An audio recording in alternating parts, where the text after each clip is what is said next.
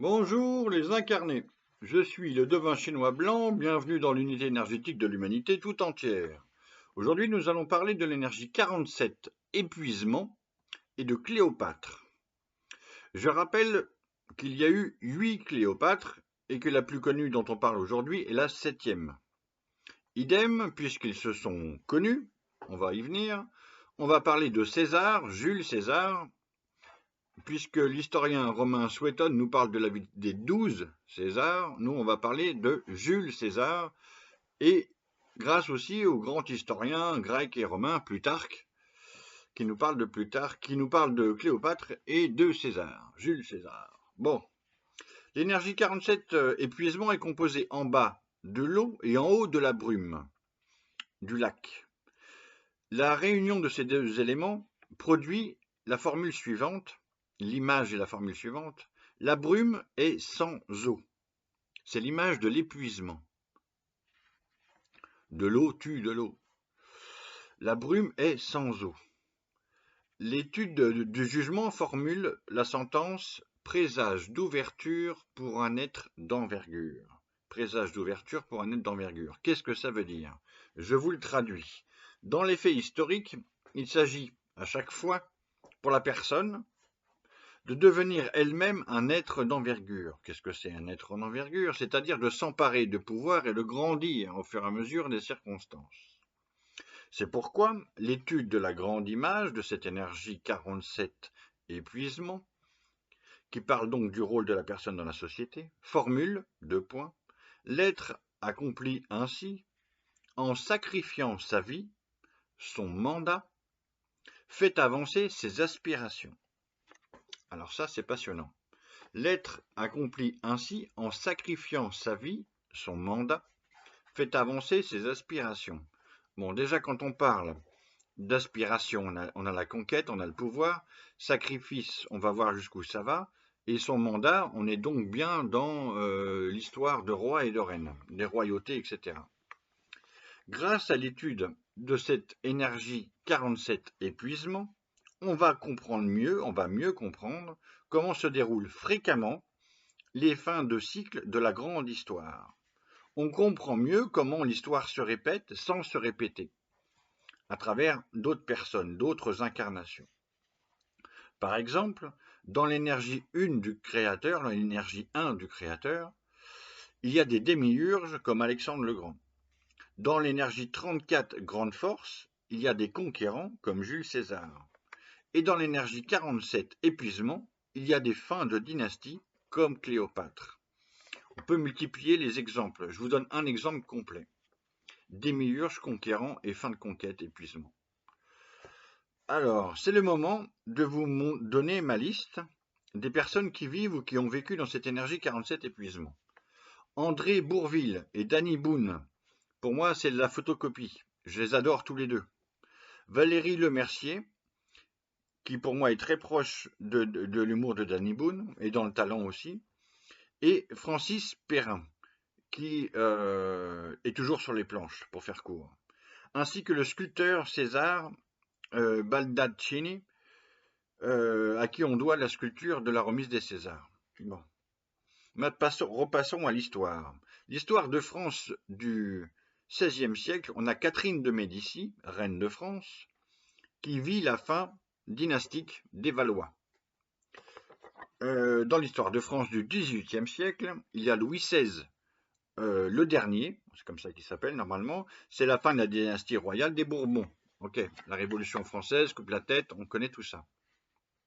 En Chine, pareil, avec l'impératrice Cixi, donc j'ai écrit tout un texte là-dessus, peut-être que je vous le donnerai en vidéo un jour, mais il est déjà dans mes bouquins, publiés.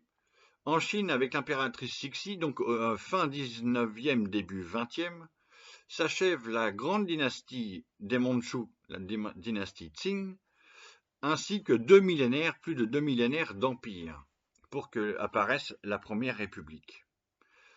En Angleterre, au XXIe siècle, avec la reine Élisabeth II, il semble qu'une dynastie soit en train de s'éteindre. Moi, j'y suis pour rien, je constate. Au début De ces 64 portraits énergétiques, j'avais commencé par l'énergie 1 du Créateur avec Alexandre le Grand, qui meurt donc en moins 323 avant Jésus-Christ. Et parmi ses amis d'enfance et de toute cette vie guerrière et de tous ceux qui l'ont suivi dans ses nombreuses conquêtes partout, il y a le général Ptolémée, alors P-T-O, Ptolémée, c'est comme ça qu'on dit, à qui il offre l'Égypte. Donc ainsi débute la dynastie pharaonique des Ptolémées dans une Égypte hellénique, grecque, et qui s'achève donc avec Cléopâtre, en proie avec la civilisation romaine qui devient dominante. Voilà. Cléopâtre VII est née à Alexandrie, la ville d'Alexandre. Tous les symboles s'emboîtent, c'est dans l'histoire, c'est logique. Cléopâtre VII naît à Alexandrie en moins 69 avant Jésus-Christ et elle meurt le 12 août 30 avant Jésus-Christ. On sait qu'elle a reçu la légitimité de régner de son père qui était mourant. Ensuite, il y a des mariages entre frères et sœurs, entre sœurs et frères, des conflits, des meurtres pour s'emparer du pouvoir. Je passe là-dessus, tout le monde connaît plus ou moins, mais si vous voulez savoir, vous allez trouver les infos tout seul. Il y a même une série sur Netflix qui parle de tout ça. Souvenons-nous en passant qu'en Égypte, comme Isis et Osiris, on se marie entre frères et sœurs pour mieux régner en Égypte. D'ailleurs, Cléopâtre VII était très proche d'Isis et des mystères. Cléopâtre règne donc entre moins 51 et moins 30, pendant plus de 20 ans. D'abord avec ses frères et sœurs, on l'a dit, et ensuite, comme c'est formulé dans la Grande Image, elle sacrifie sa vie et son mandat avec le conquérant Jules César d'abord, qui lui donnera un enfant. Donc Jules César est bien dans cette énergie 34 grande force. Il arrive en Égypte et elle lui donnera un fils. Il y a toute une histoire autour de ce fils. Après, Césarion. Après, Cléopâtre règne avec le général romain Marc-Antoine. Elle sacrifie sa vie et son mandat, avec lequel elle a plusieurs enfants. Elle s'éclipse pour que l'Égypte puisse perdurer. Mais c'est pas fini. Le Romain conquérant Octave arrive, futur Auguste, fils adoptif de César, Jules César, et il gagne contre Cléopâtre et Marc-Antoine à la célèbre bataille d'Actium en moins 331 avant Jésus-Christ. Ainsi, Octave conquiert l'Égypte, et la légende raconte donc que Cléopâtre s'empoisonne. Bon. Ainsi, l'Égypte grecque des Ptolémées s'éteint avec Cléopâtre, qui aura quand même eu une fille qui s'appelle Cléopâtre Sélénée, c'est la 8e des Cléopâtres, la dernière, qui régnera avec une histoire incroyable en Mauritanie, quelque temps. Je termine par un petit quatrain divinatoire pour Cléopâtre. 47 Cléopâtre, c'est l'épuisé, l'autre nom de l'épuisement, l'épuisé au féminin. D'eau et de joie, sacrifice d'Égyptienne, l'être d'envergure, dynastie Ptolémée. Dernière pharaone aux luttes romaines.